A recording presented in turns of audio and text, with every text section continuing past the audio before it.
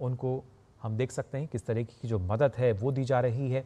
और जब बात की जा रही है प्राकृतिक कृषि की, इसके लिए भी कई ऐसी महत्वपूर्ण योजनाएं जिनका लगातार संचालन हो रहा है और उन्हीं योजनाओं के ज़रिए हम देख सकते हैं किसानों को किस तरह का लाभ मिला है। और आज के समय में जो किसान हैं वो प्राकृतिक कृषि को अपना भी रहे हैं और उसके साथ साथ पर्यावरण अनुकूल अगर बात की जाए, क्योंकि प्राकृतिक कृषि हर किसी के हित में है। किसानों की बात करें, प्रकृति की बात की जाए, जलवायु की हम बात करें, मिट्टी की बात की जाए, और उसी के अनुरूप हम देख भी सकते हैं कितना लाभ इसके ज़रिए हर स्तर पर हर किसी को मिल सकता है। लेकिन तमाम जो अवसर इसमें मौजूद हैं उनको बेहतर ढंग से जानना समझना ज़रूरी।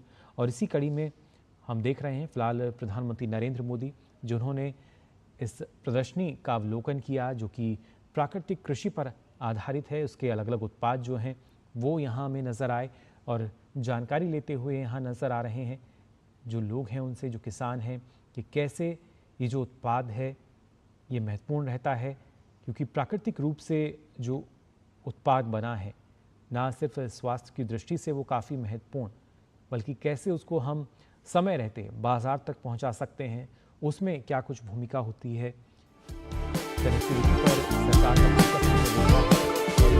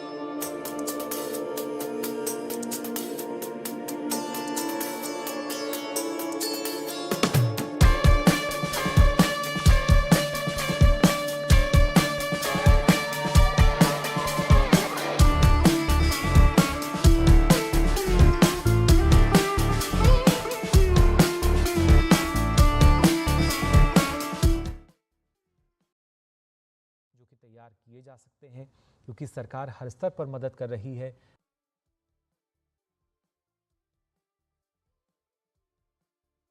பல்கலைக்கழகத்தின் முன்னாள் துணைவேந்தர் அவர்கள் இப்பொழுது வரவேற்புரை வழங்குவார்கள்.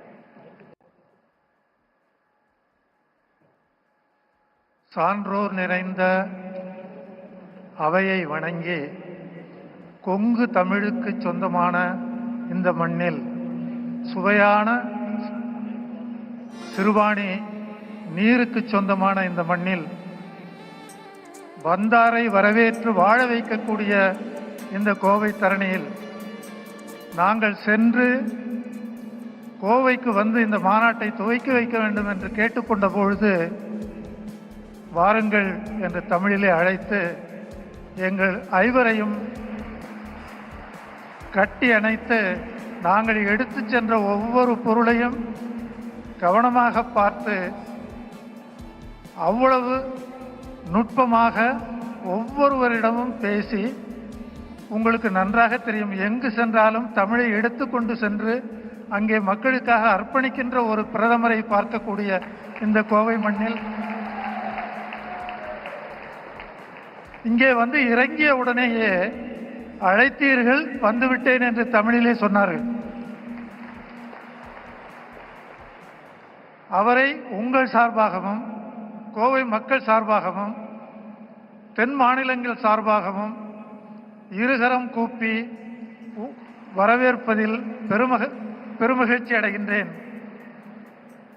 உங்கள் அத்துணை பேருக்கும் தெரிந்ததுதான், புதிதாக நான் எதையும் சொல்லப் போவதில்லை. ஏனென்றால் விவசாயம் கலாச்சாரத்தோடு வந்தது. விவசாயம் என்று மாநில பட்டியலிலே இருக்கக்கூடிய ஒன்று. கல்வி கூட மாநிலத்தில் தான் இருக்கிறது. நாம் என்னதான் முன்னேறி வந்தாலும் கூட விவசாயத்தை விட்டு வெளியே வந்துவிட்டால் கூட இன்றைக்கு இருக்கக்கூடிய சிரமங்களையும் அவர்களுடைய வருத்தத்தையும் எங்காவது ஒரு நாளில் நம்முடைய நாட்டின் பாரத மண்ணின் புதல்வன் முன் கொட்டுவதற்கு நாம் கடப்பாடு உடையவர்களாக இருக்கின்றோம். அதையெல்லாம் பகிர்வதற்கு அருமை நண்பர் இருக்கின்றார். அந்த நேரத்தை எடுத்துக்கொள்ள நான் தயாராக இல்லை. இருந்தாலும் கூட பிரதமருக்கு 3 கோரிக்கைகளை ஆராய்ச்சியாளர்கள் சார்பாகவும் விவசாயிகள் சார்பாகவும் அரசியல்வாதிகள் சார்பாகவும் வைக்க கடமைப்பட்டிருக்கின்றேன். இதுகாரும் நாம் விதை, நாற்று, அறுவடை என்றுதான் இருந்திருக்கின்றோம். விதையை ஒதுக்கிவிட்டு நாற்றுக்கு நாம் நாட்டம் சென்றோமேயானால் 15 to 20 நாட்களை சேமிக்க முடியும். அந்த சேமிப்பின் போது ஒவ்வொரு நாட்டையும் நாம் நிச்சயமாக இன்சூர் செய்து விவசாயினுடைய வாழ்வை நிச்சயமாக பெருக்க முடியும். தயவு செய்து பிரதமர் அவர்கள் முன் வந்து இதை செயல்படுத்துகின்ற பொழுது விவசாயிகளாகிய நாமும் அரசியல்வாதிகளாக இருக்கக்கூடிய சிலரும் விவசாயத்தை சார்ந்து செயல்படக்கூடிய 52% வேளாண் தொழிலாளர்களும் 14 கோடி மக்கள் தான் விவசாயம் செய்கிறார்கள். அதிலே உங்களுக்கு நன்றாக தெரியும் 9 கோடி மக்களுக்கு நீங்கள் கிசான் சம்மன் கொடுத்து உதவுகின்றீர்கள். அந்த நிலையில் இந்த கோவை நிகழ்வோடு பிரதமர் அவர்கள் 21வது முறையாக விவசாயிகளுக்கு சேர வேண்டியதையும் இந்த மண்ணிலே அறிவிக்கின்றார்கள். அதற்காகவும் நாங்கள் கடமைப்பட்டிருந்தோம். Respected Prime Minister, it is our bounden duty to thank you for accepting our request, for executing whatever you promised, and our farming forum expects more. In this approach, there are 2 agricultural graduates who left agricultural practice and advisory role. One is Nammalwar from Tamil Nadu, another is from Palekar from Maharashtra. These 2 people shouldered the responsibility of introducing organic agriculture and life introduction into the rejuvenation of the soil. These 2 are possible because of the abundant work what they have done for us. We sincerely pray to the Prime Minister, a nationwide recognition has to be given to these people. At the same time, sir, you are spending so much time to do it for the farmers. You have so far introduced 27 programs, and this natural farming is also another program. But this approach is totally different. Here, you have formed the department, officials, and first importance what you have given is training to the farmers, then registration of the farmers, then certification of the farmers. This is the first time this country is doing this one so that the farmers can always get the benefit. Thank you very much, sir.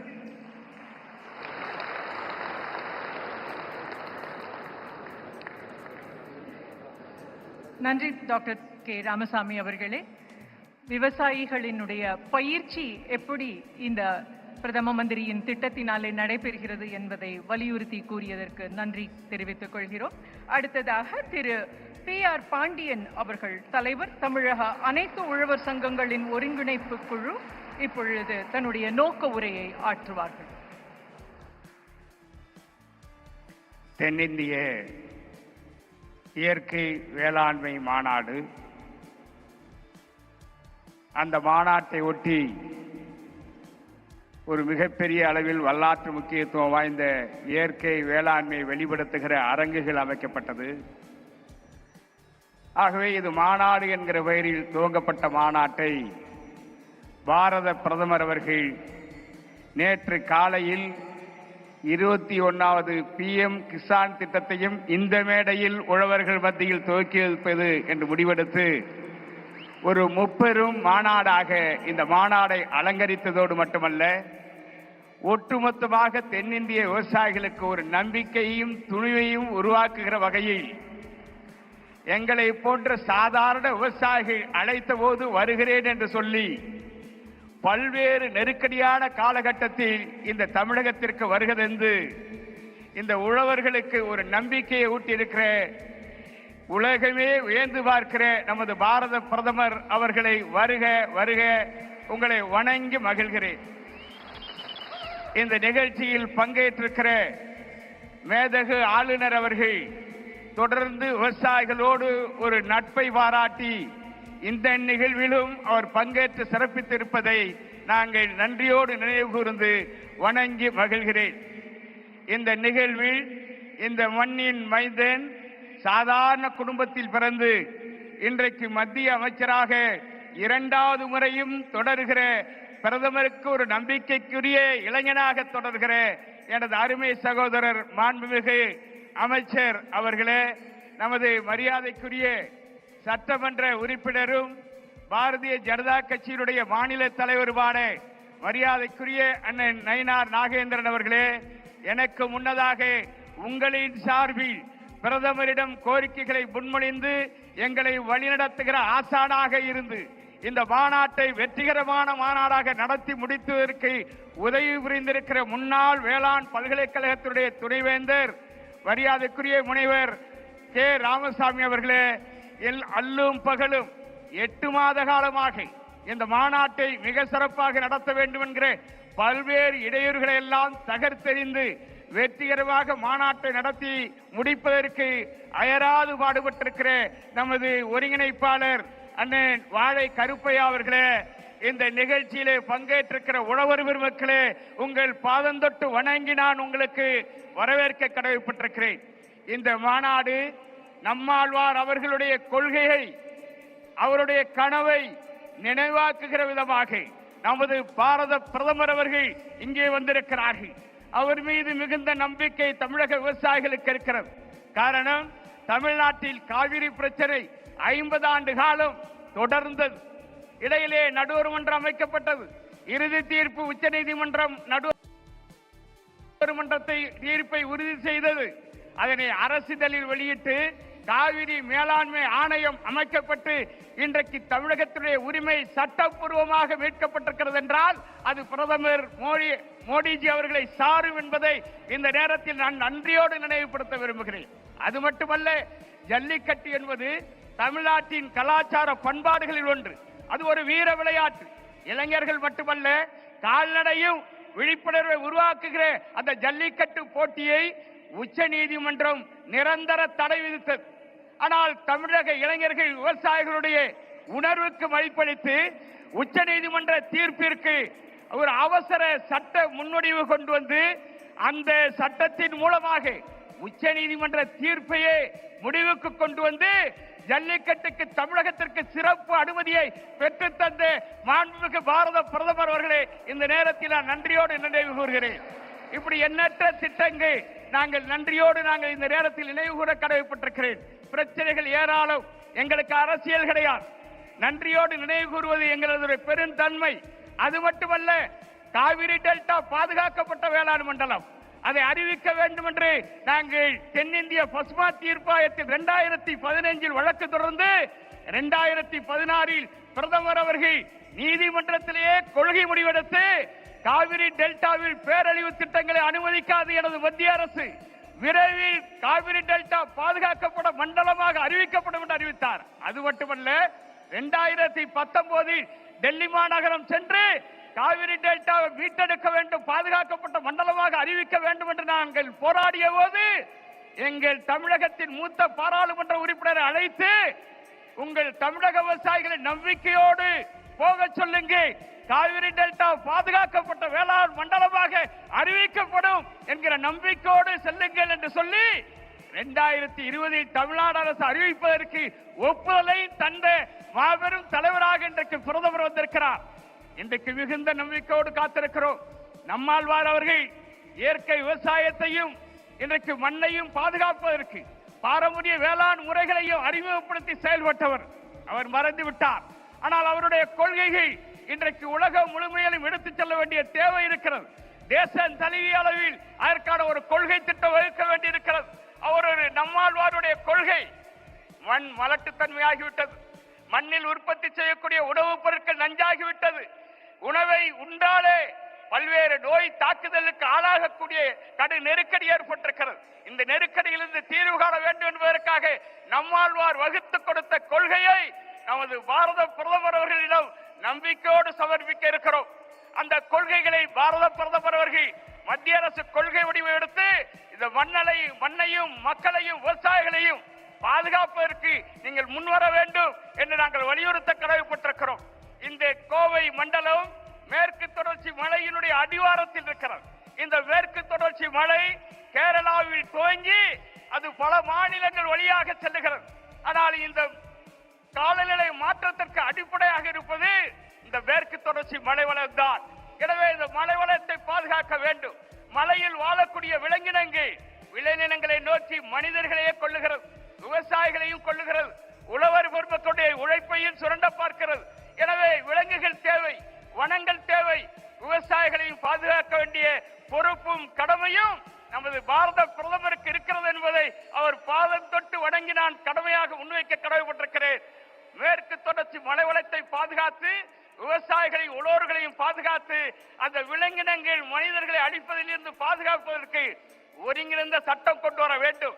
இந்த நேரத்தில் நான் அவசியமாக சொல்ல கடமைப்பட்டிருக்கிறேன். காரணம், தமிழ்நாட்டின் நில ஒருங்கிணைப்பு சட்டம் 2023 என்கிற பேரில் நிலங்களை மட்டுமல்ல, நிலங்களுக்கு அருகாமையில் இருக்கிற ஏரிகள், குளங்கள், குட்டைகள், நீர்வழி பாதைகளையும் அபகரிப்பதற்கென்றே சட்டம் கொண்டு வந்து வகைப்பாடை மாற்றி இன்றைக்கு சதுப்பு நிலங்கள் எல்லாம் கட்டுமான நிறுவனங்களுக்கு கொடுக்கிற ஒரு பேராபத்து ஏற்பட்டிருக்கிறது. அதை தடுத்து நிறுத்துவதற்கு ஒருங்கிணைந்த சட்டம் வேண்டும். தொழில் புரட்சியில் விவசாயிகள் மாறுபட்டவர்கள் அல்ல, தொழிலும் வளர வேண்டும், வேளாண்மையும் வளர வேண்டும், உணவு உற்பத்தியும் பாதித்துவிடக் கூடாது என்கிற அக்கறையோடு இந்த கோரிக்கைகளை நான் முன்வைக்கிறேன்.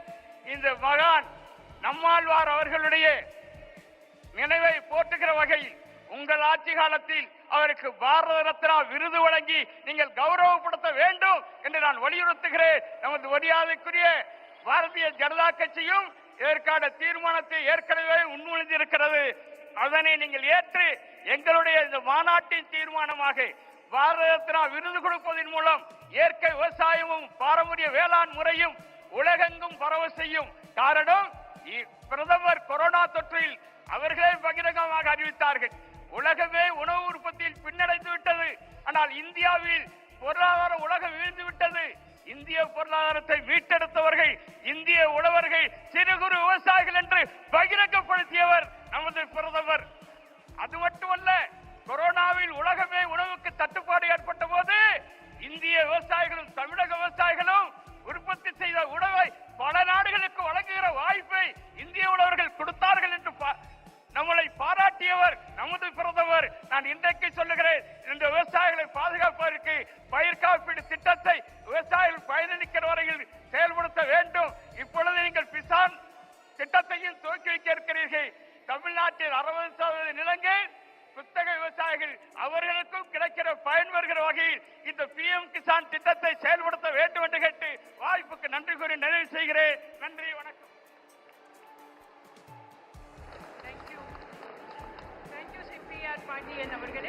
We now request Dr. L. Murugan, Honorable Minister of State for Information and Broadcasting and Minister of State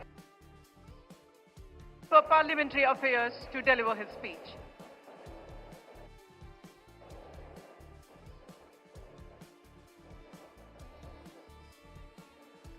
தென்னிந்திய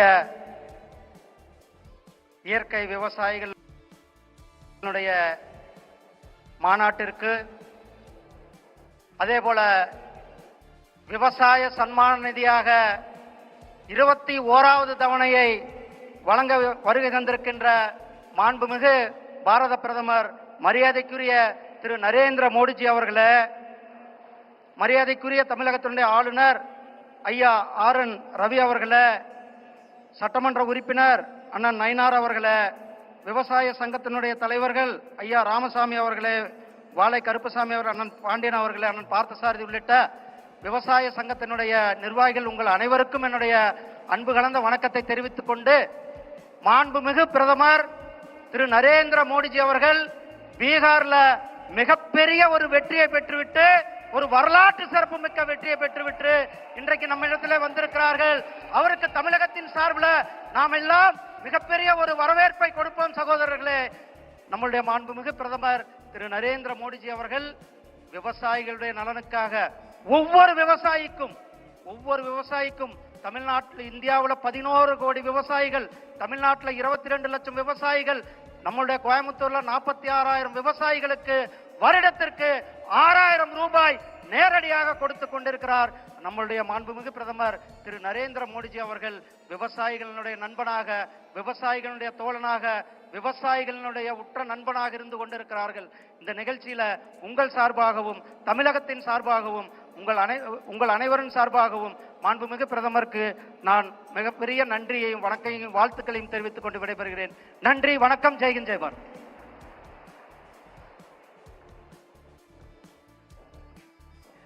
Mahakavi Bharati says, உழவுக்கும் தொழிலுக்கும் வந்தனை செய்வோம், வீணில் உண்டு கழித்திருப்போரை நிந்தனை செய்வோம்.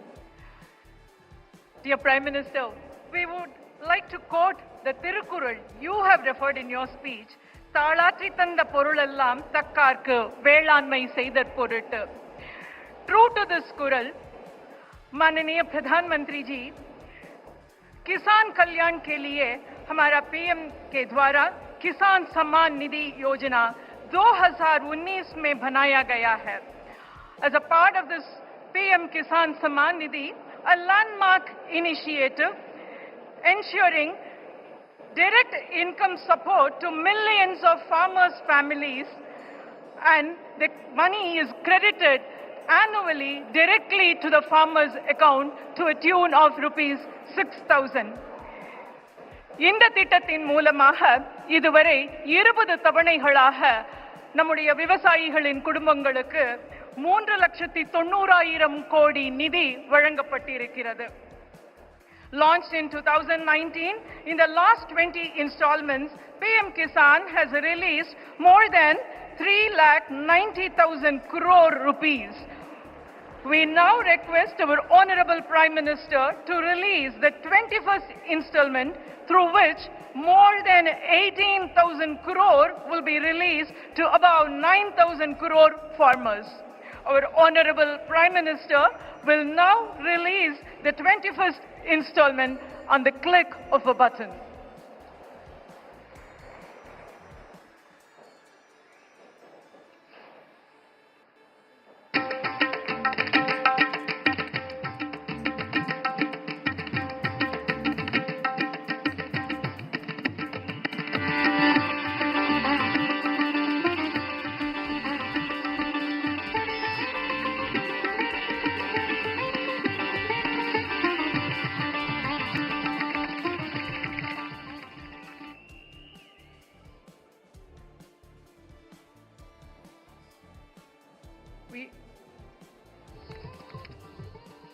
We have another video to becoming the architect of India's destiny.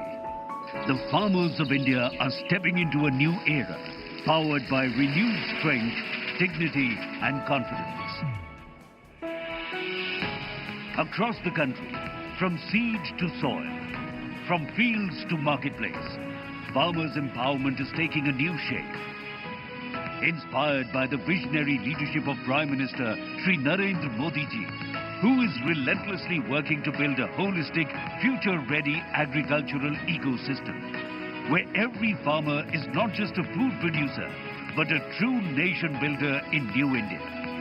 बीते 11 वर्षों में भारत का कृषि निर्यात करीब 2 गुना हो गया. अनाज उत्पादन 900 लाख मैट्रिक टन और बढ़ गया. फल और सब्जियों का उत्पादन 640 लाख मैट्रिक टन से ज्यादा बढ़ गया. 25 करोड़ से ज्यादा सॉइल हेल्थ कार्ड किसानों को मिले. पीएम फसल बीमा योजना से करीब 2 लाख करोड़ रुपए क्लेम के रूप में किसानों को मिले. Adding to this growth story, more than 55,000 farmers have been certified for natural farming across India, and more than 70,000 Krishi Sakhis are promoting natural farming practices. Farmers have been empowered through record KCC support worth 16 lakh crore rupees and robust fertilizer subsidies of rupees 14 lakh crore rupees. A major rise in the agriculture budget from 22,000 crores in 2014 to 1.27 lakh crores, an increase of about 500%. Each of these achievements reveal India's resolution to uplift its farmers and turning its vision into reality. Carrying forward this resolution, Honorable Prime Minister Shri Narendra Modi has launched two historic initiatives, namely the Pradhan Mantri Dhan Dhanya Krishi Yojana and the Dalhan Atmanirbharta Mission, aimed at transforming agriculture, thus fulfilling the vision of a self-reliant nation. The Pradhan Mantri Kisan Samman Nidhi has emerged as a landmark initiative bringing hope, stability and dignity to millions of farming families. Under this scheme, farmers receive 6,000 rupees annually in 3 equal installments, which is transferred directly into their bank accounts. So far, more than 3,91,000 crore rupees have been transferred to eligible farmers across the country. ಬೇರೆ ಸರ್ಕಾರ ಇದ್ದಾಗ ಯಾವುದೇ ರೈತರುಗಳಿಗೆ ಈ ತರ ಅನುಕೂಲ ಆಗಿರಲಿಲ್ಲ. ಈ ಸರ್ಕಾರ ಬಂದ್ಮೇಲೆ PM ಕಿಸಾನ್ ಯೋಜನೆ ಬಂದ್ಮೇಲೆ ಎಲ್ಲರಿಗೂ ಅನುಕೂಲ ಆಗಿದೆ. PM கிசான் திட்டம் கொடுத்தது விவசாயிகளுக்கு வந்து ரொம்பவும் உதவிகரமா இருக்குது. அந்த உதவிகரமா இருக்குது நான் அனுபவபூர்வமா சொல்லும்போது நான் வந்து விதை நெல் வாங்கும்போதும் இல்ல இடுபொருள் வாங்கும்போதும் கரெக்டான நேரத்துக்கு அந்த PM கிசான் திட்டம் வந்து துட்டு வந்து கிடைக்குது. Recently, severe floods devastated Jammu and Kashmir, Himachal Pradesh, Punjab and Uttarakhand. Honorable Prime Minister visited the flood-affected areas and assessed the situation. With the compassionate and decisive leadership of Honorable Prime Minister, this calamity has been handled with courage to mitigate the losses and support the people in these states. For more than 35 lakh farmers in these 4 states, more than 710 crore rupees was transferred at the time of need as the 21st installment of PM Kisan. जिन्ने भी पैसे मैनू प्रधानमंत्री निधि योजना दे आए ने वो सारे मैं खेतीबाड़ी दे लई ही वरतों कीते आ. Today, as the nation moves forward, the Honorable Prime Minister has transferred more than 18,000 crore rupees directly into the bank accounts of above 9 crore farmers as the 21st installment of PM Kisan Samman Nidhi. Progressive farmers empowered India. Thank you, sir. Thank you for releasing the 21st installment of Kisan Samman Nidhi. Now, our Honorable Prime Minister will felicitate eminent personalities from the organic farming field. I now request Shri Ketanur V. Palnisamy Avargal. Thiru Ketanur V. Palnisamy Avargal is being recognized for his exemplary contribution towards seed enterprise development through training and capacity building. Our Prime Minister is now honoring Ketanur V. Palnisamy Avargal.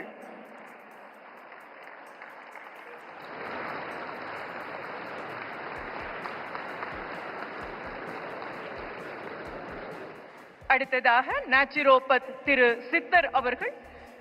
திரு சித்தர் is being felicitated for his advocacy of organic culture through radio and television programs. Naturopath Siddhar is being felicitated for his TV and radio programs.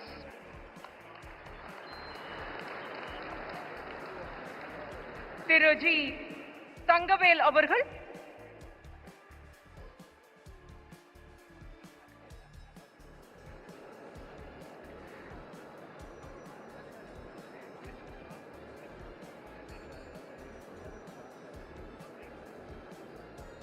Thiruji Tangavel avargal is recognized for training youth and young farmers in his own field. Thiruji Tangavel avargal, he trains young farmers in his own field. Thiru Amiyaraj,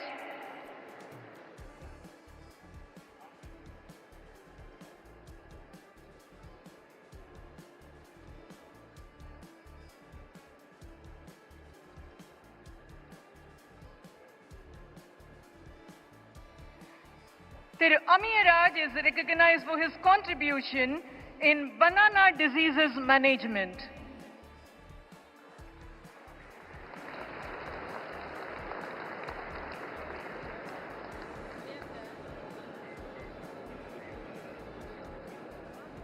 Thiru Mohan Avargal, he has been felicitated for his entrepreneurship and agricultural innovation in the domain of organic and natural farming. Thiru Praveen Kumar Avargal, Praveen Kumar is felicitated for the developmental contribution of agricultural technology and agri-based innovations.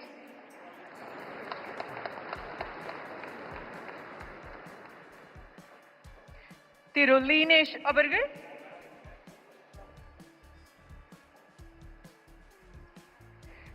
Thiru Linesh is recognized for his contribution on the sustainable rice cultivation. Linesh is recognized for his sustainable rice cultivation.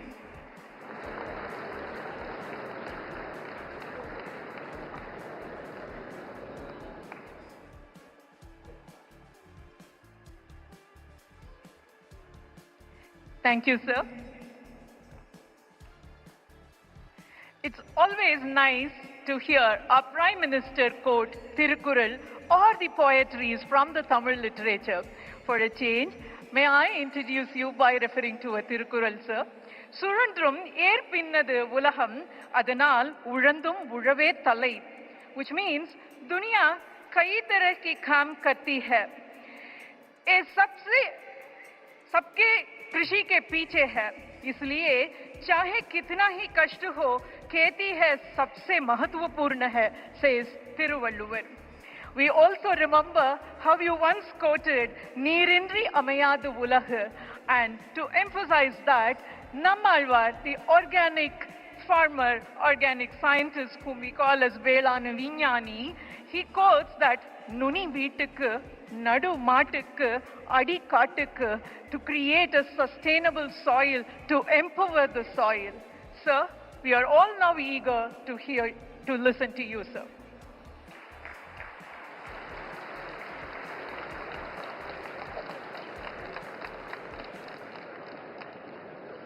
வணக்கம்.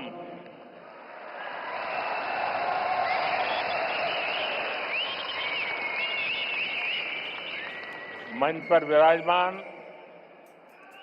तमिलनाडु के राज्यपाल RN. Ravi ji, केंद्रीय मंत्रिमंडल में मेरे साथी L. Murugan जी, Tamil Nadu agriculture university के पूर्व कुलपति डॉक्टर के.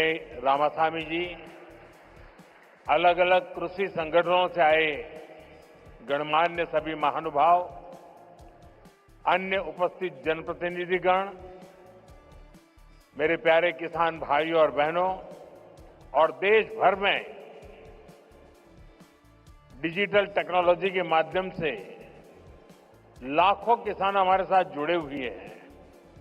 मैं यहां से उनको भी वणक्कम कहता हूं, नमस्कार कहता हूं। और सबसे पहले मैं आपकी भी और देश भर में जमा हुए मेरे किसान भाई बहनों की भी क्षमा मांगता हूं। मुझे आने में करीब करीब 1 घंटा देरी हो गई, क्योंकि मैं आज पुट्टपर्ती में सत्य साईं बाबा के कार्यक्रम में था, लेकिन वहां कार्यक्रम थोड़ा लंबा चल गया तो मुझे आने में विलंब हुआ। आप सबको जो असुविधा हुई, देश भर में मैं देख रहा हूं काफी लोग बैठे हैं, इसके लिए मैं आप सबकी क्षमा मांगता हूं। மேடையில் வீற்றிருக்கும் தமிழ்நாட்டின் ஆளுநர் ஆர்.என். ரவி அவர்களே, மத்திய அமைச்சரவையின் என்னுடைய சகாவான எல். முருகன் அவர்களே, தமிழ்நாட்டின் வேளாண் பல்கலைக்கழகத்தின் முன்னாள் துணைவேந்தர் முனைவர் கே. ராமசாமி அவர்களே, பல்வேறு விவசாய அமைப்புகளை சார்ந்த மதிப்பிற்குரிய மக்களே, வந்திருக்கின்ற மக்கள் பிரதிநிதிகளே, சகோதர சகோதரிகளே, வணக்கம். வணக்கம் உங்களுக்கு மட்டுமல்ல, இங்கு டிஜிட்டல் வழியாக பல்வேறு விவசாயிகள், நாட்டு மக்கள் எல்லோரும் இதை கண்டுகொண்டிருக்கின்றார்கள். அவர்களுக்கும் இந்த நாட்டு மக்களுக்கும் என்னுடைய நல்வணக்கங்களை தெரிவித்துக் கொள்கிறேன். மேலும் உரையை துவங்குவதற்கு முன்பாக உங்கள் அனைவரிடமும் சரி, நாட்டு மக்களிடமும் சரி, குறிப்பாக விவசாயிகளிடம் நான் என்னுடைய மன்னிப்பை கோர விரும்புகின்றேன். தவிர்க்க இயலாத ஒரு நிலையாக புட்டபர்த்தியிலே எனக்கு சற்று கால தாமதம் ஆகியபடியால் இங்கே உங்களை தாமசிக்க வேண்டி வந்திருக்கிறது. அதற்காகவும் உங்கள் மன்னிப்பினை நான் கோருகின்றேன். मैं जब पांडियन जी का भाषण सुन रहा था, मुझे लग रहा था अच्छा होता किसी ने मुझे बचपन में तमिल सिखाई होती तो मैं आज उस स्पीच का इतना आनंद ले सकता था, लेकिन मुझे वो सौभाग्य नहीं मिला। लेकिन जो कुछ मैं समझ पा रहा था, वो जलीकुट्टे की बात कर रहे थे, वे कोविड के समय जो कठिनाइयां हुई उसकी चर्चा कर रहे थे। लेकिन मैंने रवि जी को कहा है कि मुझे पांडियन जी के भाषण को हिंदी या अंग्रेजी में तैयार करके भेजे, मैं इसे पढ़ना चाहूंगा। लेकिन मैं उनकी भावना को पूरी तरह आत्मसात कर रहा था, मैं अनुभव कर रहा था और मेरे लिए बहुत अच्छा पल था ये। நான் ஒரு முக்கியமான ஒரு விஷயத்தை உங்கள் முன்பாக பகிர விரும்புகின்றேன். பாண்டியன் அவர்கள் மிக அருமையாக உரையாற்றினார்கள். 10வது கைத்தட்டல். மேலும்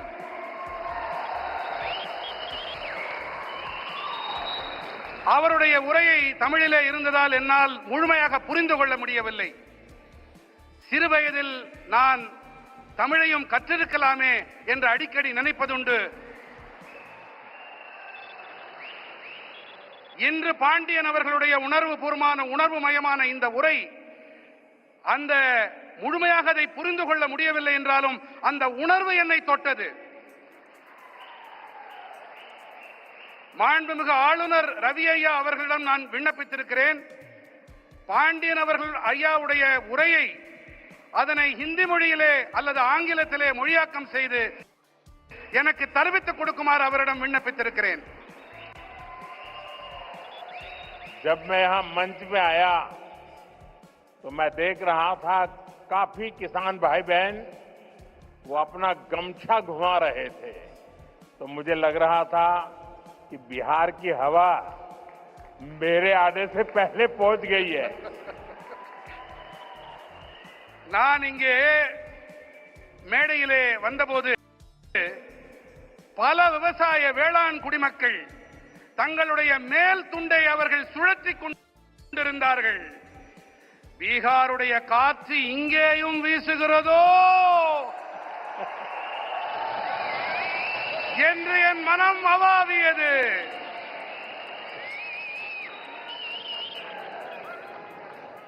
मेरे किसान भाई बहनों, कोयम्बटूर की इस पावन धरती पर सबसे पहले मैं मरुदमलई के भगवान मुरुगन को प्रणाम करता हूं। कोयम्बटूर कल्चर, कंपैशन और क्रिएटिविटी की भूमि है। ये शहर अपनी दक्षिण भारत की उद्यम शक्ति का पावर सेंटर है। கோயமுத்தூரின் இந்த புனிதமான மண்ணிலே மருதமலையில் குடிகொண்டிருக்கும் ஐயன் முருகனை நான் முதன்மையாக தலை வணங்குகின்றேன். கோயம்புத்தூர் என்பது கலாச்சாரம், கனிவு, கவின் படைப்பு திறன் ஆகியவற்றை தனக்கு சொந்தமாக்கிக் கொண்ட பூமி. இந்த நகரமானது தென் பாரதத்தின் தொழில் முனைவு ஆற்றலின் சக்தி பீடம். यहां का टेक्सटाइल सेक्टर देश की इकोनॉमी का बहुत बड़ा कंट्रीब्यूटर है और अब तो कोयम्बटूर एक और मायने में विशेष बन गया है। यहां के भूतपूर्व सांसद सीपी राधाकृष्णन जी अब उपराष्ट्रपति के तौर पर हम सबका मार्गदर्शन कर रहे हैं। இங்கே இருக்கும் ஜவுளித்துறை தேசத்தின் பொருளாதாரத்திற்கு பெரும் பங்களிப்பு அளிக்கக்கூடியது. மேலும் இப்போது கோயம்புத்தூர் மேலும் ஒரு காரணத்தால் சிறப்பு பெறுகிறது. இங்கே நாடாளுமன்ற உறுப்பினராக இருந்த சிபி ராதாகிருஷ்ணன் அவர்கள் இப்போது துணை குடியரசுத் தலைவராக நம் அனைவருக்கும் வழிகாட்டிக் கொண்டிருக்கின்றார். साथियों, नेचुरल फार्मिंग एक ऐसा विषय है जो मेरे दिल के बहुत करीब है। मैं तमिलनाडु के सभी किसान साथियों को south India natural farming summit के इस अभूतपूर्व आयोजन के लिए शुभकामनाएं देता हूं। और अभी मैं प्रदर्शनी देखने गया था। मुझे बहुत किसानों से बातचीत करने का सौभाग्य मिला और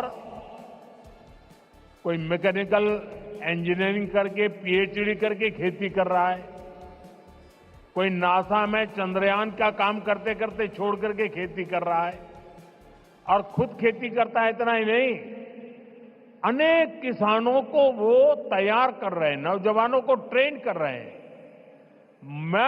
मुझे आज सार्वजनिक रूप से स्वीकार करना होगा, अगर मैं आज इस कार्यक्रम में न आया होता तो मैंने मेरी जिंदगी में बहुत कुछ गंवाया होता और आज मैंने यहां आकर के बहुत कुछ सीखा है। मैं अब मन से तमिलनाडु के किसानों की जो हिम्मत है, परिवर्तन को स्वीकार करने की उनकी जो ताकत है, उसको 100 सलाम करता हूं। நண்பர்களே, இயற்கை விவசாயம் என்பது விசேஷமான ஒன்று. இது என் இதயத்துக்கு மிகவும் நெருக்கமானது. நான் தமிழ்நாட்டின் அனைத்து வேளாண் குடிமக்களுக்கும் நண்பர்களுக்கும் தென்னிந்திய இயற்கை விவசாய மாநாட்டின் பொருட்டு என் மனம் கனிந்த நல்வாழ்த்துக்களை தெரிவித்துக் கொள்கிறேன். அடுத்ததாக, இங்கே மேடைக்கு வருவதற்கு முன்பாக நான் அங்கே காட்சிப்படுத்தப்பட்டிருக்கும் பல்வேறு அரங்குகளை சென்று பார்த்தேன். ஒருவர் இயந்திர பொறியியலில் முனைவர் பட்டம் பெற்ற பிறகு விவசாயத்திற்கு வந்திருக்கிறார். ஒருவர் இஸ்ரோவை விட்டுவிட்டு அந்த வேலையை விட்டுவிட்டு இங்கே வேளாண் தொழிலை புரிய வந்திருக்கின்றார். இவர்களுடைய இந்த பணி கருத்தூக்கம் அளிக்க வல்லது. இவர்கள் மட்டும் கருத்தூக்கம் தங்களுக்கு அளித்துக் கொள்ளவில்லை, இவர்கள் மற்றவர்களுக்கும் உத்வேகம் அளிக்கின்றார்கள், அவர்களுக்கும் பயிற்சி அளித்து வேளாண் தொழிலை முன்னெடுத்து செல்லுகின்றார்கள், புதிய புதிய உத்திகளையும் வழிமுறைகளையும் கைக்கொண்டு. ஒருவேளை நான் இங்கே வாராது போயிருந்தால் நான் பல விஷயங்களை தெரிந்து கொள்ளாமல் போயிருப்பேன், என்னுடைய கற்றல் குறைந்து போயிருக்கும். இந்த வேளையிலே நான் தமிழ்நாட்டின் வேளாண் பெருமக்களுக்கு என்னுடைய மனம் நிறைந்த பாராட்டுக்களை உங்களுடைய துணிச்சலுக்காக காணிக்கையாக்குகின்றேன்.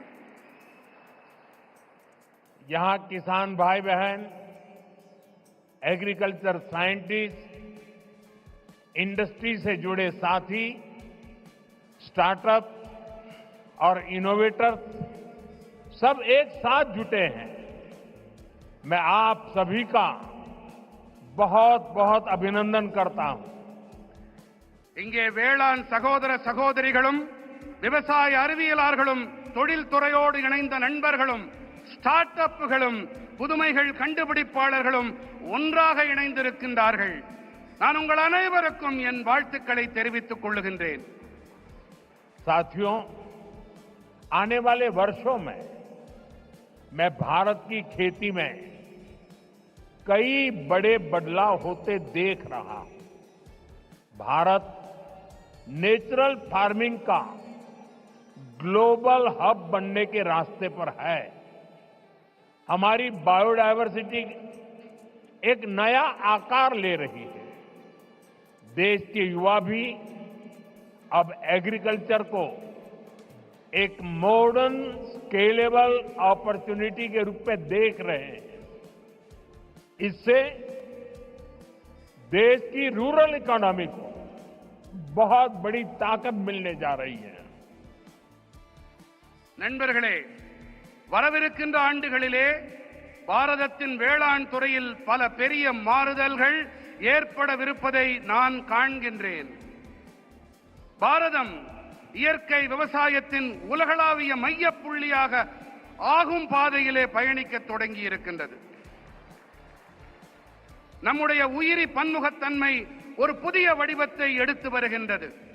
தேசத்தின் இளைஞர்களும் கூட இப்போது விவசாயத்தை நவீனமானதாகவும் அளவிடக்கூடிய சந்தர்ப்பமாகவும் காணத் தொடங்கி இருக்கின்றார்கள். முக்கியமாக இதனால் ஊரக பகுதி பொருளாதாரம் மேம்படும் என்பதை அறுதியிட்டு என்னால் சொல்ல முடியும். मेरे किसान भाई बहनों, बीते 11 वर्षों में देश के पूरे कृषि सेक्टर में बहुत बड़ा परिवर्तन हुआ है। हमारा एग्रीकल्चरल एक्सपोर्ट करीब करीब 2 गुना हुआ है। खेती को आधुनिक बनाने के लिए सरकार ने किसानों को मदद देने का हर रास्ता खोला है। நண்பர்களே, கடந்த 11 ஆண்டுகளிலே தேசத்தின் ஒட்டுமொத்த வேளாண் துறையிலும் ஒரு மிகப்பெரிய மாற்றம் ஏற்பட்டிருக்கின்றது. நம்முடைய வேளாண் ஏற்றுமதி கிட்டத்தட்ட இரட்டிப்பாகி இருக்கிறது. விவசாயத்தை நவீனப்படுத்த அரசாங்கம் விவசாயிகளுக்கு உதவி புரிய தேவையான அனைத்து வழிகளையும் திறந்து விட்டிருக்கின்றது. किसान क्रेडिट कार्ड अकेले केसीसी से ही इस साल किसानों को 10 लाख करोड़ रुपए से ज्यादा की मदद दी गई है। ये 10 लाख करोड़ आंकड़ा बहुत बड़ा है। 7 साल पहले पशुपालकों और मछली पालकों को केसीसी की सुविधा मिलने के बाद वो भी इसका जमकर लाभ उठा रहे हैं। बायो फर्टिलाइजर पर जीएसटी कम होने से भी किसानों को बहुत फायदा हुआ है। விவசாயிகள் கடன் அட்டை மூலமாக மட்டுமே இந்த ஆண்டு விவசாயிகளுக்கு 10,000 கோடி ரூபாய்க்கும் அதிகமான உதவிகள் அளிக்கப்பட்டிருக்கின்றன. 7 ஆண்டுகளுக்கு முன்பாக கால்நடை பராமரிப்பாளர்களுக்கும் மீன் வளர்ப்பாளர்களுக்கும் இந்த விவசாய கடன் அட்டை வசதி கிடைத்த பிறகு அவர்களும் கூட இதனால் நிறைவான பலன்களை பெற்று வருகின்றார்கள். உயிரி உரங்கள் மீதான ஜிஎஸ்டி வரியை குறைக்கப்பட்டதாலும் விவசாயிகளுக்கு அதிக ஆதாயங்கள் கிடைத்திருக்கின்றன. साथियों, अभी कुछ ही देर पहले इसी मंच से हमने देश के किसानों को पीएम किसान सम्मान निधि की अगली किस्त जारी की है। देश के कोने कोने में किसानों को 18,000 करोड़ रुपए ट्रांसफर हुए हैं। यहां तमिलनाडु के भी लाखों किसानों के खाते में पीएम किसान सम्मान निधि के पैसे पहुंचे हैं। நண்பர்களே, இப்போது சற்று நேரம் முன்பாக இந்த மேடையிலிருந்து தேசத்தின் விவசாயிகளுக்கு பிரதம மந்திரி விவசாயிகள் கௌரவ கொடையின் அடுத்த தவணை கொண்டு சேர்க்கப்பட்டது. தேசத்தின் அனைத்து மூலைகளில் இருக்கும் விவசாயிகளுக்கும் 18,000 கோடி ரூபாய் பரிமாற்றம் செய்யப்பட்டிருக்கின்றது. இங்கே தமிழ்நாட்டிலும் கூட பல லட்சம் விவசாயிகளின் வங்கிக் கணக்குகளிலும் பிரதம மந்திரி விவசாயிகள் கௌரவ கொடை அளிக்கப்பட்டிருக்கிறது. साथियों, अब तक इस योजना के तहत देश के छोटे किसानों को 4 लाख करोड़ रुपए की राशि सीधे उनके बैंक खाते में भेजी जा चुकी है। ये राशि किसानों के खेती से जुड़े अनेक कामों को पूरा करने का माध्यम बनी है। मैं इस योजना के लाभार्थी करोड़ों किसान भाई बहनों को बहुत बहुत शुभकामनाएं देता हूं। நண்பர்களே, இதுவரை இந்த திட்டத்திற்கு உட்பட்டு தேசத்தின் சிறு விவசாயிகளுக்கு 4 லட்சம் கோடி ரூபாய் தொகை நேரடியாக அவர்களுடைய வங்கி கணக்குகளிலே செலுத்தப்பட்டாகிவிட்டது. இந்த தொகை விவசாயத்தோடு தொடர்புடைய பல்வேறு பணிகளை நிறைவேற்றிக் கொள்ளும் சாதனமாக விவசாயிகளுக்கு பயனளிக்கிறது. இந்த திட்டத்தால் பயனடைந்த கோடிக்கணக்கான விவசாயிகளுக்கு நான் என் நல்வாழ்த்துக்களை தெரிவித்துக் கொள்ளுகின்றேன். वहां पीछे 2 बालिकाएं प्ले कार्ड लेकर कब से खड़ी है, हाथ उनके थक जाएंगे. मैं सिक्योरिटी के लोगों से कहूंगा कि वो लेकर के, शायद मेरे लिए लेके आई हैं, वो लेकर के मुझे दे दीजिए और आपका जो कुछ भी मैसेज होगा मैं उसको बड़ी गंभीरता से लूंगा. அங்கே கூட்டத்திலே ஒரு சிறுவன் கையிலே ஒரு பதாகையை ஏந்தி கொண்டிருக்கின்றான். அந்த குழந்தையிடமிருந்து பாதுகாப்பு அமைப்பை சேர்ந்தவர்கள் அவர்கள் அந்த பதாகையை வாங்கி கொண்டு வாருங்கள். கண்ணா, அதுல என்ன எழுதி இருக்கோ அதை நான் சீரியஸா எடுத்துக்கிறேன், அத கருத்துல கொள்றேன் அப்படிங்கறத நான் தெரிவிச்சுக்கிறேன். उसको जरा कलेक्ट करके मेरे पास पहुंचा दीजिए. அதை யாராவது கொஞ்சம் சேகரிச்சுட்டு இங்க கொண்டு வாங்க. साथियों, थैंक यू बेटा, आप कब से हाथ ऊपर करके खड़े थे. साथियों, கண்ணா ரொம்ப நேரமா கைய அதை தூக்கிட்டே நின்னுட்டு இருந்த, ரொம்ப ரொம்ப நன்றி உனக்கு. साथियों, नेचुरल फार्मिंग का विस्तार आज 21वीं सदी की कृषि की मांग है. बीते कुछ सालों में मांग बढ़ने के कारण खेतों में एग्रीकल्चर से जुड़े कई सेक्टर्स में केमिकल्स का इस्तेमाल तेजी से बढ़ा है. நண்பர்களே, இயற்கை வேளாண்மையின் விரிவாக்கம் என்பது இன்று 21ஆம் நூற்றாண்டு வேளாண்மையின் தேவை. கடந்த சில ஆண்டுகளிலே தேவையின் அதிகரிப்பு காரணத்தாலே வயல்களிலே விவசாயத்தோடு தொடர்புடைய பல துறைகளிலே ரசாயனங்களின் பயன்பாடு விரைவாக அதிகரித்து வருகின்றது. केमिकल फर्टिलाइजर्स और पेस्टिसाइड्स के ज्यादा इस्तेमाल के कारण सॉइल फर्टिलिटी गिर रही है, सॉइल मॉइस्चर पर असर पड़ रहा है और इन सबके साथ फार्मिंग की कॉस्ट पर हर साल वो बढ़ती ही जा रही है. इसका सॉल्यूशन क्रॉप डाइवर्सिफिकेशन और नेचुरल फार्मिंग से ही संभव है. ரசாயன உரங்கள், பூச்சிக்கொல்லிகள் ஆகியவை அதிக அளவிலான பயன்படுத்தல் காரணமாக நிலத்தின் வளம் வீழ்ச்சியடைகிறது, மண்ணின் ஈரத்தன்மைக்கு பாதிப்பு ஏற்படுகிறது. மேலும் இவை அனைத்தோடு விவசாயத்தின் செலவினமும் ஒவ்வொரு ஆண்டும் அதிகரித்துக் கொண்டே இருக்கின்றது. இதற்கான தீர்வு என்னவென்று சொன்னால், பயிர்களின் பன்முகத்தன்மை மற்றும் இயற்கை வேளாண்மை மட்டுமே. साथियों, हमारी मिट्टी की फर्टिलिटी और क्रॉप में न्यूट्रिशनल रिवाइवल के लिए हमें नेचुरल फार्मिंग के रास्ते पर बढ़ना ही होगा. ये हमारा विजन भी है और हमारी जरूरत भी है. तभी जाकर हम अपनी आने वाली पीढ़ियों के लिए अपनी बायोडायवर्सिटी को संरक्षित रख पाएंगे. நண்பர்களே, நம்முடைய மண்ணின் வளத்தை பொருட்டும் பயிர்களின் ஊட்டச்சத்தின் மீள் உயிர்ப்பின் பொருட்டும் நாம் இயற்கை வேளாண்மை பாதையிலே முன்னேறியே ஆக வேண்டும். இதுவே நம்முடைய தொலைநோக்கு, இது நம்முடைய அத்தியாவசிய தேவையும் கூட. அப்போதுதான் நாம் நமது வரவிருக்கும் தலைமுறையினருக்கு நமது உயிரி பன்முகத்தன்மையை பாதுகாத்து அளிக்க முடியும்.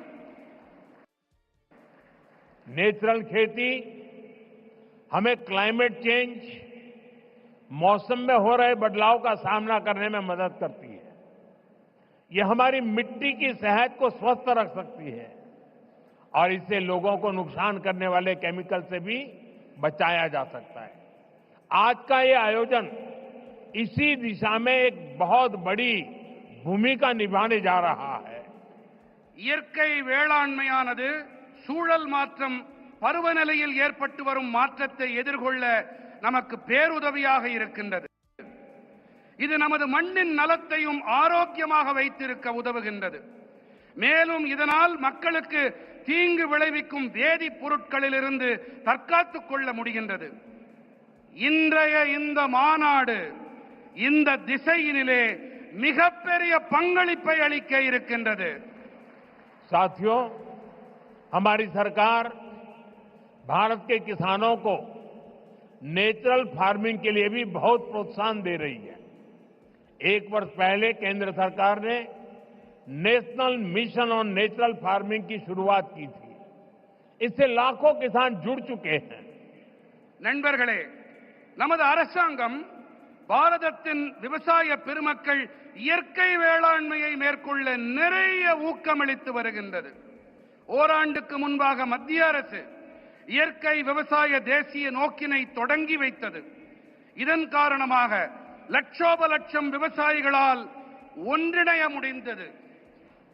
इसका पॉजिटिव इम्पैक्ट खास तौर पर पूरे दक्षिण भारत पर में दिख रहा है। यहां आज तमिलनाडु में ही करीब 35,000 हेक्टेयर लैंड पर ऑर्गेनिक और नेचुरल फार्मिंग हो रही है।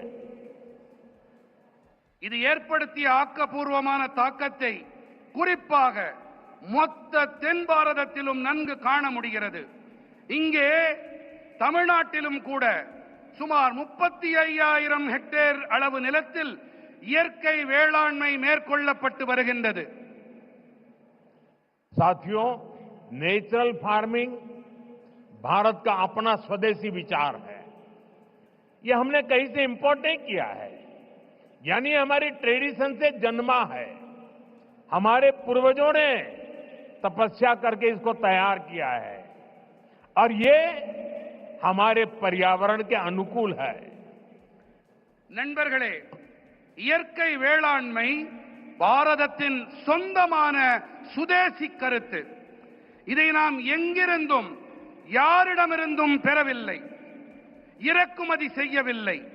அதாவது இது நமது பாரம்பரியத்தில் பிறந்தது, நம்முடைய சுற்றுச்சூழலுக்கு உவப்பானது, உகந்தது. मुझे खुशी है कि दक्षिण भारत के किसान प्राकृतिक खेती की परंपराओं जैसे पंचगव्य, जीवामृत, बीजामृत, आच्छादन आदि को निरंतर अपनाए हुए हैं। ये परंपराएं मिट्टी का स्वास्थ्य बेहतर रखती हैं, फसलों को केमिकल मुक्त रखती हैं और इनपुट कॉस्ट बहुत कम कर देती है। தென்னிந்தியாவின் விவசாயிகள் இயற்கை வழி வேளாண்மையின் பாரம்பரியங்களான பஞ்சகவ்யம், ஜீவாமிர்தம், பீஜாமிர்தம், ஆச்சாதன் போன்றவற்றை நிரந்தரமாக உள்வாங்கிக் கொண்டிருக்கின்றார்கள் என்பது எனக்கு மட்டற்ற மகிழ்ச்சியை அளிக்கிறது. साथियों, नेचुरल फार्मिंग के साथ हम अगर श्री अन्न मिलेट्स की पैदावार जोड़ते हैं तो ये भी धरती मां की रक्षा में अहम भूमिका निभाते हैं। நண்பர்களே, இயற்கை வேளாண்மையோடு கூடவே நாம் ஸ்ரீ அன்னம், அதாவது சிறுதானியங்கள் பயிர் செய்வதையும் இணைக்க வேண்டும். இவை நம்முடைய இந்த பூமித்தாயின் பாதுகாப்பிற்கு சிறப்பான பங்களிப்பினை அளிக்கின்றது. तमिलनाडु में तो भगवान मुरुगन को शहद और श्री अन्न से बने तेनम तिनई मावुम उसका भोग लगाया जाता है। तमिल रीजन्स में कंबू और सामई, केरला कर्नाटका में रागी, तेलुगु भाषी राज्यों में सज्जा और जोन्ना, ये पीढ़ियों से हमारे खान पान का हिस्सा रहे हैं।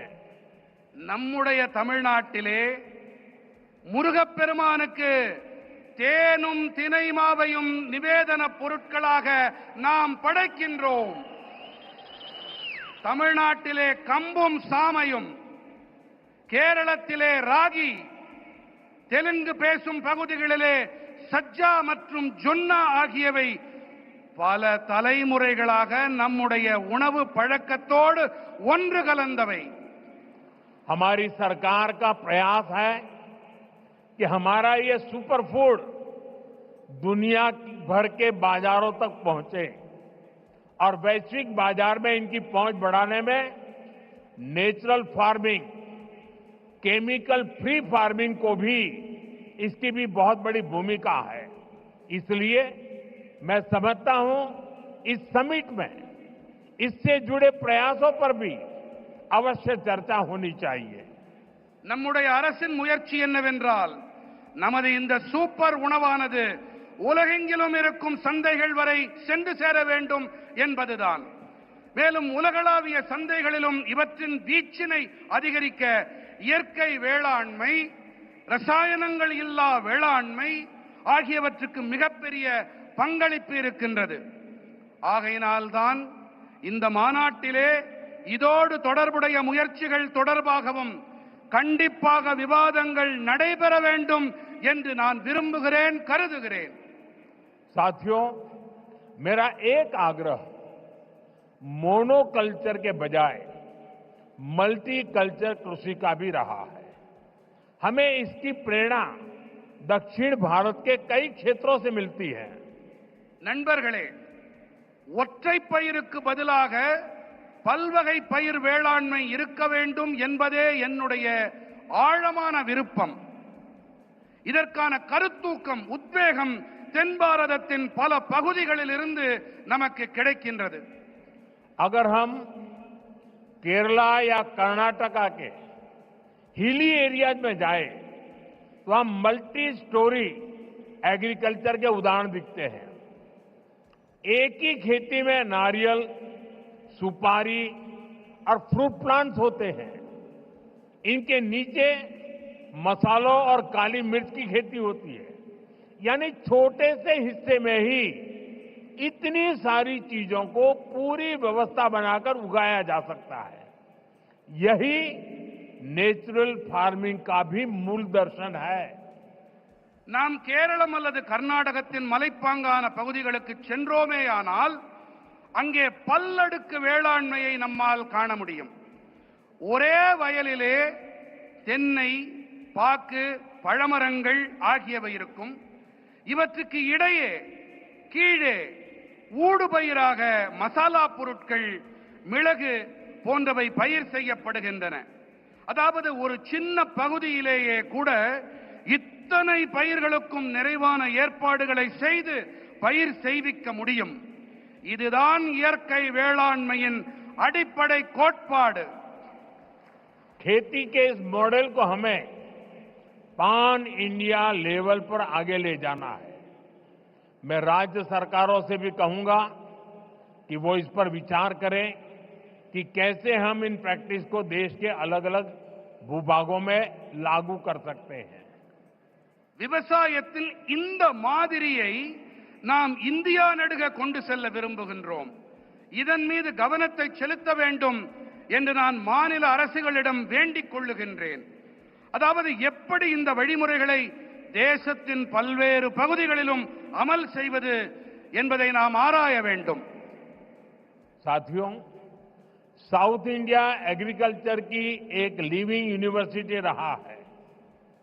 इसी भूभाग पर दुनिया के सबसे पुराने फंक्शनिंग डैम्स बने. यहां 13वीं सेंचुरी में कलिंग रायन कैनाल बनी. यहां के मंदिरों के तालाब डिसेंट्रलाइज्ड वाटर कंजर्वेशन सिस्टम का एक मॉडल बने. நண்பர்களே, தென்னிந்தியா விவசாயத்தின் ஒரு வாழும் பல்கலைக்கழகமாக இருந்து வருகின்றது. இந்த பகுதியிலே உலகத்தின் மிக பழமையான, இன்றும் கூட செயல்பட்டு வரும் அணைகள் உருவாக்கப்பட்டிருக்கின்றன. இங்கே 13ஆம் நூற்றாண்டைச் சேர்ந்த கலிங்கராயன் கால்வாய் உருவாக்கப்பட்டது. இங்கே இருக்கும் ஆலயங்களில் அமைந்த பரவலாக்கப்பட்ட நீர் பராமரிப்பு முறைகள், குளங்கள், அவை ஒரு மாதிரி ஆயின. इसी धरती ने नदियों के जल को नियंत्रित कर इसे खेती के लिए इस्तेमाल करने का मॉडल दिया। इसी धरती ने हजारों वर्ष पहले इतनी साइंटिफिक वाटर इंजीनियरिंग की है। इसलिए मेरा विश्वास है देश और दुनिया को नेचुरल फार्मिंग में लीडरशिप भी इसी भूभाग से मिलेगी। இந்த மண்ணின் ஓடு நதிகளின் நீரை நெறிப்படுத்தி இதை விவசாயத்திற்காக பயன்படுத்தியது இது ஒரு மாதிரியாக உருவானது. இந்த மண்ணில் ஆயிரக்கணக்கான ஆண்டுகளாக அறிவியல் பூர்வமான நீர் பொறியியல் மேற்கொள்ளப்பட்டு வருகின்றது. அந்த வகையிலே தேசத்திலும் சரி உலகிலும் சரி இயற்கை வேளாண்மைக்காக தலைமை ஏற்பு என்றால் அதுவும் கூட இந்த நிலப்பகுதியிலிருந்துதான் கிடைக்கும் என்பது என்னுடைய அசையா நம்பிக்கை. साथियों, विकसित भारत के लिए एक फ्यूचरिस्टिक एग्रीकल्चर इकोसिस्टम बनाने के लिए हम सभी को एक साथ मिलकर काम करना होगा. நண்பர்களே, வளர்ச்சியடைந்த பாரதத்திற்காக வருங்கால விவசாய சூழல் அமைப்பினை உருவாக்குவதற்காக நாம் அனைவரும் இணைந்து பணிபுரிய வேண்டும். मैं देश भर के मेरे किसान भाई बहनों को, तमिलनाडु के मेरे किसान साथियों से कहूंगा कि आप 1 एकड़ 1 सीजन से शुरुआत करें. यानी आप एक सीजन में 1 एकड़ भूमि पर अपने खेत में 1 एकड़ एक कोने में नेचुरल फार्मिंग करके देखें. वहां से जो नतीजे मिलेंगे उनके आधार पर आप दूसरे साल और ज्यादा करें, तीसरे साल और ज्यादा करें और आप आगे बढ़े. நான் நம்முடைய தேசத்தின் விவசாயிகளாகட்டும், இங்கே தமிழ்நாட்டின் விவசாய பிரதிநிதிகளாக இங்கே கூடியிருக்கும் வேளாண் துறை சகோதர சகோதரிகளாகட்டும், நீங்கள் அனைவரும் 1 ஏக்கர் 1 பருவம் என்பதிலிருந்து தொடங்குங்கள். அதாவது நீங்கள் ஒரு பருவ காலத்தில் 1 ஏக்கர் நிலத்தில் இயற்கை விவசாயம் செய்வதை தொடங்குங்கள்.